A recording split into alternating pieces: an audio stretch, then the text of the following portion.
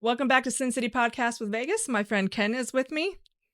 Ken, you I just do. take it. You take it. You go from here. You just All go right. Well, nuts. I mean, Let's hear your story. This is the first time we've actually met in yeah. person, but we've been talking via Facebook, and like you are an onion to peel, so just go crazy. Well, that's I think the odor is more like the onion. Well, I've just been playing around, playing music for. I started playing when I was 12 years old. What made you decide? Was it guitar? Well, no, I played piano when I was younger, but at one point I decided, you can't carry a piano around with you very good. Facts. Yeah. And so I had a friend who had a Boy Scout friend of mine who played guitar at camp. And he let me bang around his acoustic, I didn't know anything. He could play chords, and I thought he was the best guitar player ever. So we went to another Boy Scout friend of mine, Brian Cratcher. My friend was Pat Deisher. He's the guy that got me into playing originally. And then we went to my friend Brian Crasher's house, and he had a couple electrics laying there. And I said, Brian, can I borrow one of these? And of course he goes, yeah, sure. And he gave me the crappy one, of course, the one that didn't work. You got to start somewhere. Yeah. Right? Well, it had strings. That's all I cared about really at that point. But you plug it in and go, there's nothing. I mean, you couldn't do anything with it. But I just wanted to get the feel of what it was like to hold it. And when I heard my brother, Steve, he is a audiophile. The one that dressed up as a banana at the No, at that's the my bar. younger brother Jimmy. Okay, because you mentioned the banana. Okay, No, we'll circle my back. older brother Jimmy, my older brother Steve's way too sophisticated for that stuff. Jimmy is just a nut job. But my brother would bring records. He had older friends. They were, he is 2 years older than me, and then he had friends older than him coming over because he hung out with the older kids, and he brought home records like Little Feat and Eric Clapton and Steve. We'll fly like an eagle to the sea. I can't remember his last name. Anyway, my memory is bad because Same. that wreck, messed me up. Oh, I'm sorry to hear that. No, that's all right. But Steve Miller, and Creedence Clearwater Revival, and all that stuff. And so I remember Steve put on the Eric Clapton album, and I heard him, and the minute I heard him play, so that's what I want to do. Mm-hmm. So thinking that I better learn this if I want to do it for real. So I went to get a Eagles complete songbook because I knew we had an Eagles album, my brother did, and I knew a lot of songs in there. So I would pretty much just sit down and open to a song I knew, and it had chord charts where you put your fingers above the music. So I couldn't read music, but I could tell where to put my fingers, right? So I'd memorize the top line, I'd play it until I got it through it, and I could play it without looking and without making mistakes. Then I do that with a second line and put the other two, put them together. And then I do that with a third line and put them together. So I got the whole song where I could play it through without mistakes and not looking. And I memorized the names of the chords and the positions. I didn't even know the notes on the neck at this time. And so I did it all backwards. But it worked for me. I learned chords and I learned scales off of ELO albums and Joe Walsh albums and stuff like that. Are you still playing locally, or are you traveling at all? I play it occasionally. I'm kind of putting my life playing to rest for a while. Okay. Because I just my body it doesn't take much travel to make it hurt. Yeah. And I don't have a hip socket for my right hip anymore. Is this from the accident, or yes? What happened? Can I ask you what happened in this accident? Okay, well it's a story of my stupidity. we all have one of those. But I share it because I feel like, oh man, there goes my phone. I don't want to forget that. Make sure I got you. I was active and very prolific alcoholic from the age of. I started when my mother died. Mm-hmm. In 2001, I started drinking. Mm-hmm. And it was mainly at first a way to kind of cope with the loss. I understand. But then it became something that I had to do every day. And then the more I drank, the more I had to drink. And I was, drinking. My drink when I played out was Wild Turkey 101, straight no chasers. And I drink I had one fan buy me 17 double shots. I fell on my face. Holy But, yeah, smokes. I was wasted. Yeah, that'll do it. But my wife, thank God, she didn't like it, of course, and several times she threatened to not to divorce me, but to throw me out until I. Mhm. But I remember went to the studio. It was August. I think it was August 11th or 12th of 2021. I was in the studio and I went and bought 4 Tall Boy Steel Reserves and I had 4 Xanax Oh, and I drank all 4 of those with a Xanax. I blacked out. yeah. I was blacked out. And apparently I decided it was a good idea to drive. And my wife was trying to chase me down, my sister and her that she'd call me and I'd answer and she'd, where are you? And then she'd go there. I already left. So, after the last thing I remember is being on the couch in the studio. Then I started having really wild dreams that I thought were real. It's the weirdest dreams ever. I mean, I can't even go into them. But when woke up, I woke up to a orderly at Methodist Hospital standing over me saying, "Mr. Tucker, do you know where you are?" And I'm thinking, I'm assuming the hospital. Mm-hmm. He goes, "You were in a very bad accident." And I was on, like I said, I was telling, I think I was telling Reggie, I was on life support. Oh my God. I was in a coma for 6 weeks. No. And the doctors didn't think I'd make it through the week. Did you remember anything when you were in a coma? Anything like that? I remember the dreams. And I woke up and my wife had to bring me back to reality when I asked her did this happen? No, that was a dream. But yeah, it was disheartening, unnerving. And my daughter called, FaceTiming. My wife was holding the phone. And my daughter was on the phone crying, begging me not to do that again. She said, "Dad, don't ever do that again." I said, "Honey, I'm not going to." Mm-hmm. And that was, Life-changing. I fell off the wagon 2 times before. And I made the mistake of saying I'll never drink again because that's putting the like a distant goal. Yeah. And then I learned to say I won't drink today. And I pray every morning for strength. And That's a good way to start the day. yeah, and I pray for my kids and my family.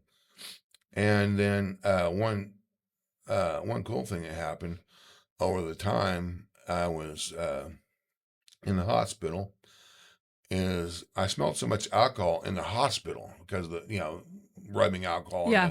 And everything smells like alcohol. Well, when I got out, the smell of alcohol became repulsive to me. Instead of I used to like smell it. I want something. That happened to my mother after her stroke. She was a heavy smoker, Yeah. and she had her stroke, and then she quit smoking, and she just can't even stand the smell of it. Thank God. Well, that's good. I wish I could kick that one. That's hard. Yeah. I hear that's the hardest one.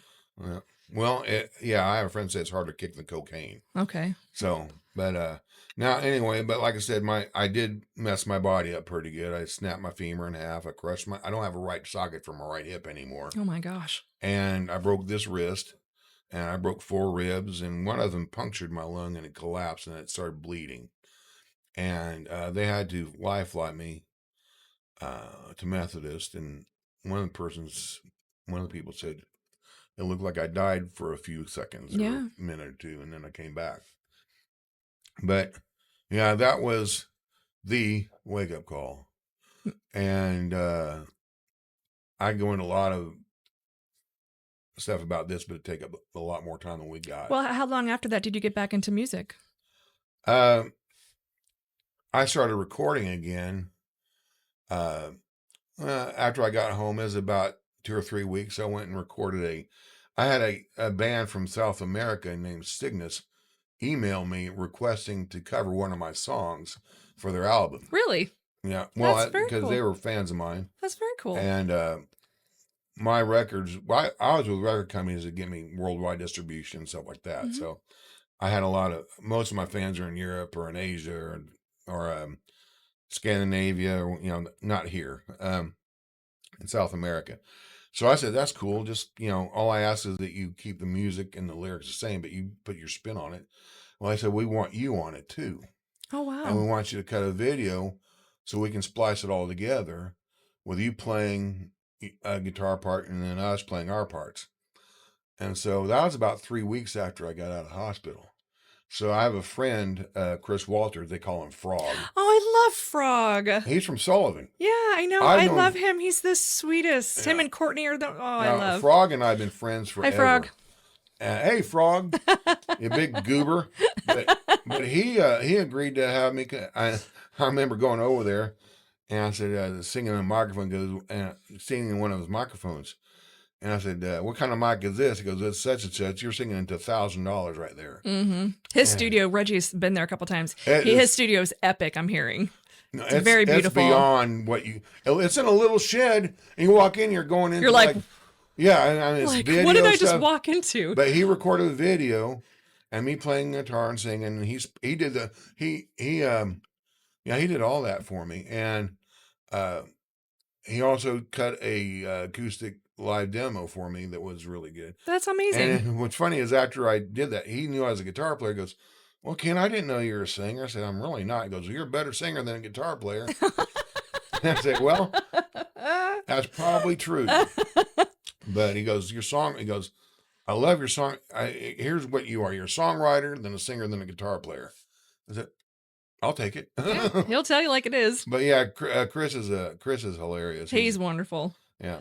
So what are some of your favorite memories, like your most promising memories of music? Because you said you've been to New York, you've been to LA. Yeah. I mean, you met the drummer to Guns N' Roses, which is my favorite story. Yeah. That's my band. Like, you met so many people. I used to like, play where do you for begin? I used to play for Larry Norman, who was the founder, basically or they call him the grandfather of Christian rock.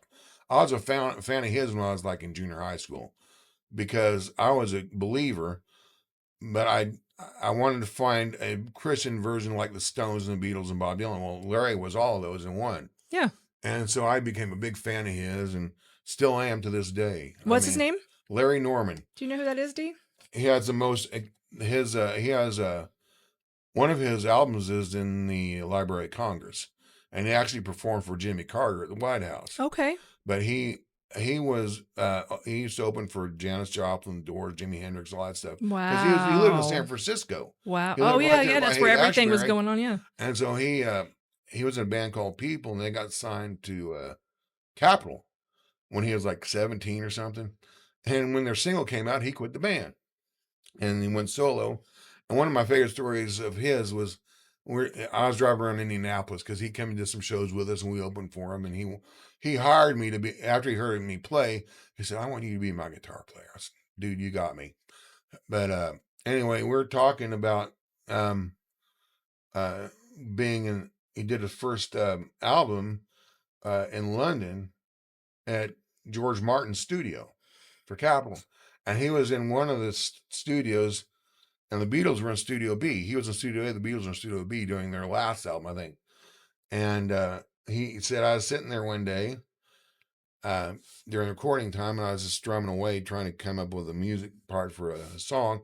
And I heard someone come up behind me and say, I like your music. Oh. And he looked around and said, hey, Paul, what's up? Hey, I like your music. Do you want to jam sometime? Yes, please. Yeah, he goes, yeah. So he said, Paul McCartney and I became friends.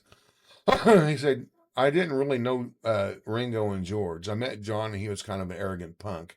Oh, okay. But Paul and I stayed friends. And then he talked about being friends with Bob Dylan, how they they knew each other. And he sent me a picture. It's like that Small World on his rock. internet. He sent me an email picture of him in Ireland with his son, and he was invited to go to Bono's birthday party. So it's him and Bono and his son, and he think, hey Ken, guess where I am? And him and Bono hanging out there by his birthday. No big deal. Yeah. And I heard, I don't know what it was. I walked in on Reggie watching something on YouTube, and it was Bono live, and I'm probably going to get like hung for saying this, but like his live was terrible. I was like, this is what people pay $500 a ticket to go see this? Because Bono's Bono. He's awesome. He's an awesome dude. I guess, but like when I heard him live, I was like very underwhelmed. I was like, really? Have you That's heard of the Pixies? yes. Okay, the lead singer Frank Black.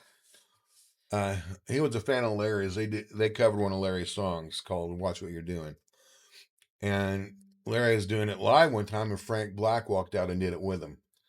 And on Larry's deathbed, the night before he died, Frank was staying with him at the hospital, and so there's a video of that on the internet with Frank and him, and Oh wow. but he was ready. He had a bad heart. His heart was just, he had a heart attack that lasted 3 days, Oh my and God. they thought it was indigestion, but there was a blood clot in his heart, and so it took a You didn't catch this? no, and it took a chiropractor because it was hurting his back. So when the chiropractor said, "Dude, you're having a heart attack. You need to go to the hospital." Oh my God. And so and it killed half his heart. And so he was taking fistfuls of medication just to stay alive. I was on the road with him, and I was over, in his room every night and every morning. And one morning he got out his pills and he poured them in his hand, and it was like just a massive handful. Said, "Kenny, this is what keeps my heart beating every day." And he's, Oh gosh.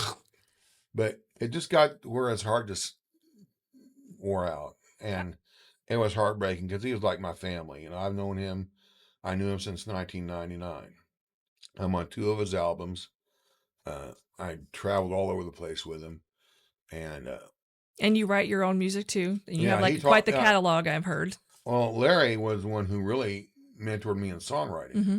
He gave me a lot of good advice. I asked him basically. He listened to my albums, and 10 seconds he'd, okay, next one. 10 seconds, no, not really. Next one, that's pretty good. Next one. So we don't listen to the whole thing. He said, "Dude, if you don't grab the record label's attention within the first 10 seconds, they don't want you." Okay. And so you got to put that out there where the hook just starts it off. And I don't necessarily do that all the time, but he told me, and one thing he told me, he said, "Look, when you're writing a song, you're not writing a book." And he said, if your words take up more than one side of a piece of notebook paper, it's too long. And said, don't underestimate the power of everyday words, and write a song that a third grader can understand, but an adult can appreciate I love that. artistically. I always say that music is kind of like a painting. Like you Yeah. take away from it what you're feeling in that moment. Yeah. What was your touring like? What, do you have some really good touring With stories? him, I did because we had nice accommodations. Yeah, we always had nice hotel rooms and stuff with him, and he took real You good guys care weren't of us. sleeping in your cars and working for When food. I toured by myself, yeah, I was living low. I wasn't living large. The starving artist, the epitome. I got good money, but and I put in my contract, I need a place to sleep, Hmm. and I want an evening and morning meal, and this much money. But a lot of times your accommodations were like the Roach Motel and the bad part of town. And sometimes for you know a evening meal I'd get a couple of hot dogs, or something. And it just depends on where you're going, really. I mean, I had some tours on my own that I was living large, and the other tours I was sleeping behind a dumpster in my car. I overheard you saying that to the Yeah. boys earlier. That's crazy. Yeah, that happened in Nashville. It was the middle of winter too, Oh no. and the No, no, no, place no, I was no. playing, um, and they didn't really pay me what I wanted. I just did it because it was in Nashville. I thought it'd be, but it was an gig, and I told the promoter, "Hey, part of my deal is a place to sleep. You got a car?" I said, "Yeah." I get behind that dumpster over there. I said, "Hey, Thanks, are you kidding? jackass. Are you kidding? No, sleep behind. You got a car? You." It That's such a started. heartless thing to do to somebody. That's That's the bullshit. that's the The industry, my foot, that is bullshit. You're a human person. Like no. that is so awful. Well, I did, and I had to run the car to keep the heat on because it was like 20 degrees outside, and a blizzard started, Oh my God. and it was like 2 in the morning, and couldn't. I slept a little bit, so about 3 o'clock, I said, "I'm just leaving." Yeah. So I started back towards Indiana, and I had to get more gas in Nashville, and I did, and I got to Henderson, Henderson, Kentucky, or Hendersonville. One of the, it's either no, not Hendersonville. I It think was it was it was south of Hendersonville where you get on the Penny Raw Parkway. I can't remember the name of that town, but it's about 80 miles south of Henderson, okay. which is right by Evansville. I pulled into a gas station and the snow had stopped, but it's still snow on the ground. And I said, "Man, is there a way I can sleep in my car over there under the lights a couple hours? I'm afraid I'm gonna fall asleep behind the wheel." And he said, "Yeah, go ahead." So I went and sleep there. Woke up about 6:30 and went on back home. So you got what, 20 minutes of sleep that night? About an hour. Yeah, About an hour, I can't yeah. live It like was, that. I would and never make it on the road yeah, like that, and I couldn't do yeah. it. There's not all of it was horror though. I mean, But sometimes, those horrible stories, like the ones that Reggie has told me as well, like that's what makes you appreciate the good yeah, stuff. yeah. I mean, I've had, Those are solid stories. I've been to some, I went to on some tours where they forgot I was coming, Okay. and it's like, well, it's not my problem. You forgot. Right, right, right. Yeah, uh, Fix it. yeah, you agree to it. I'll either play and you pay me, or you pay me and I'll leave. But either way, I'm getting paid. Hmm. And so I talked to the manager. You guys scheduled me. I don't care if you forgot. You should have wrote it down on your calendar like I do. There's something called a calendar. Yeah, yeah. But I had majority of my gigs, 85% were really good. I mean, You mentioned you played in New York City too? I played around New York City, not Okay. in Manhattan per se. Okay. But I played in I did an East Coast run where I played a couple shows in New Jersey, and then I played a couple in Boston. Then I went up through New York, and we ended up in Maine. I've always wanted to go to Maine. It was That's beautiful. what I know. I And know. it's so beautiful. I'm hearing And it's that. funny is that on this trip, all the clubs were really cool. I mean, um, yeah, they were just. This was an enjoyable tour, and Good. my kid was drumming. My younger son was drumming for me. Was he really? You guys got Yeah, to play together. yeah. That's special. I had him start. I had him playing drums professionally by the time he was 12. He was a phenom. He was just really just. It was one of those things where he didn't have to teach. And in fact, Dan Lobby, when he is the conservatory of music, Yeah. came to me and he saw my son drumming. Goes, "Man, I'd like to teach your son." Do you know who Brent McPike is? Yeah, God, Gracie, he's Gracie's guitar teacher. Oh, really? Yeah. Yeah, Brent's a goofball. Brent used to play bass for me when I played in Indianapolis. Oh, really? Yeah, Brent does a. Have you heard Brent play? Oh, what's that Beatles song? In My Life. Not yet. I've He heard. does it. He does it solo with all the parts. Yeah. Brent is an outrageous guitar Yeah, player. he's pretty cool. I couldn't think of a better guitar player to teach Yeah. Gracie, because Gracie won't listen to her dad. She, Yeah. she doesn't listen to Reggie. Oh, my son So doesn't she'll- listen to me either. He took guitar lessons. I mean, off parents, YouTube. we don't know anything, but Brent does. Yeah, Brent. Thought Brent was so much better than me. He goes, "Well, you're a better blues player." Yeah, I'm pretty much a one-trick pony. So you probably know just everybody around here. Yeah, pretty much. Not the younger bunch. Yeah. Really, not the bunch of young. I know like the older guys. I've been, like I said, I've been shopping with John Beeson since I was 15 years old.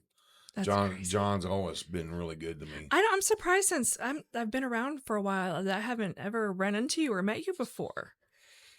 Because Well, Magic Scene is so small, essentially. How long have you been here? In Terre Haute, gosh, to double-digit years. I don't know. Well, that is a surprise. That long That is a time. surprise. But most of my shows were out of state. Where was your favorite place that you went? Favorite and least favorite? Oh, favorite place? As far as playing, was Boston. I think would be a good one. Well, actually, I played with Larry. When I played with Larry, those were my favorites. We played Creation Fest one year in Spokane at the Gorge at George, and we played Cornerstone the next year. And both of those, the Creation West crowd, every time it was 112 degrees on stage. Larry wanted me to wear overalls and a black t-shirt every show. I don't know why, but I was wearing overalls and a black t-shirt, 112 degrees on stage, 10,000 people in the crowd. And I mean 10,000. I'm not. Holy shit, really? And yeah, that's about the size of this festival. And then the heat from the audience coming up. And when I got off stage, I looked like I took a bath. I bet. It'd be so. And I said, "Larry, why do you I was kind of like, man, I'm hot. So Larry, why do you want me to wear overalls? Well, you look good in them. So I look like a hick. He goes, yeah, but you're a cool hick. Yeah. But then we had to go to the autograph tent for 4 hours, and that was like a sauna. Oh, I And it bet. got so bad that I couldn't hold the autograph pen. My hands were wet and sweat. That just sounds miserable. I don't like being hot like that unless there's a body of water Well, next to me. they gave us water. Well, that's good. No, yeah, I mean, So happy that they did at least that. Yeah, but yeah. Is there anything about you, like before we wrap up? Is there anything about you that you would love for people to know about Ken Tucker? That I'm a that maybe nice people guy. don't know. Yeah, well, you're That very I'm nice. a sweet guy. Yeah, you are a sweetheart. No, I mean, it's just I love what I do, and I do what I love, and that's a blessing in and of itself. Yeah, right I am there. doing. I wrote a song for a special event. There's a young lad who was abducted down southern Indiana when he was 4. And he's 17 now, apparently, if he's still around. And they asked me to write a song for him for this event. Wow. And so I just wrote the lyrics last night. I'm going to put the music to it today, but they want me to play it live over Zoom for this event. And that's, I thought, what an honor. I was just going to say that. That's such an honor to have them ask you to do such a beautiful thing, such a personal thing. Yeah. People have asked me to do hair and makeup on their deceased loved ones. Yeah. And that is an honor for me because it's like you trust me with such a tender moment. It's beautiful. Yeah, and again, this is his name is Jonah Reif, R-E-I-F or R-I-E-F. It's where'sjonahreif.com is the website. But yeah, anyway, as far as myself, I love everybody, and I like playing music with friends. And yeah, you just like to jam. I like to paint. Yeah, you're a great painter. Yeah, thanks to my dad. I didn't learn squatting in Indiana State. I already knew what they were teaching me there. I already knew it when I was You're just a natural, yeah. Well, I tell you what, peace, love, and tree hugs from Sin City Podcast. And why don't you go ahead and play us out? All righty. This is Japanese Hot Special, one of my singles. Well, let's try again.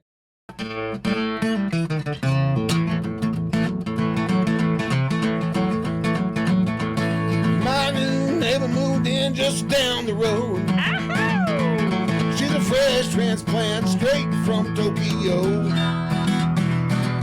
She can't understand a thing I say, but I won't let that get in my way. She's my Japanese hot special. She's barely 5 feet tall. She's my Japanese hot special. You know that little karate mama got it all.